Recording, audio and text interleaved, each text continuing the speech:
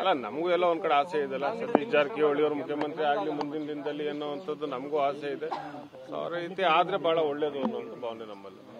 Sir, ಮುಖ್ಯಮಂತ್ರಿ ಬದಲಾವಣೆ ಬಗ್ಗೆ ಮಾತನಾಡೋರಿಗೆ ನೋಟಿಸ್ ಕೊಡ್ತಾರೆ. ಬಟ್ ಸಿಎಂ ಪುತ್ರ ಅನ್ನೋ ಒಂದು ಕಾರಣಕ್ಕೆ ಅವರು ಬದಲಾವಣೆ ಬಗ್ಗೆ ಪದೇ ಪದೇ ಮಾತನಾಡಿದ್ದಾರೆ. ಅದನ್ನ ಪಕ್ಷದ ಅಧ್ಯಕ್ಷರು ನೋಡ್ತಾರೆ.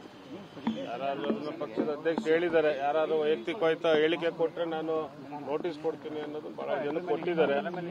ಸೊ ಆ ರೀತಿ ಕೊಡ್ಬೋದೇನೋ ಗೊತ್ತಿಲ್ಲ. ಬಟ್ ಅದು ನೀವು ಪಕ್ಷದ ಅಧ್ಯಕ್ಷರು ಕೇಳ್ಕೊಂಡು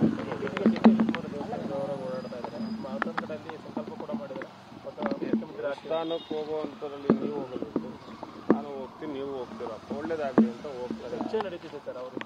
ನೀವು ಹೋಗ್ತೀನಿ, ನಾನು ಹೋಗ್ತೀನಿ.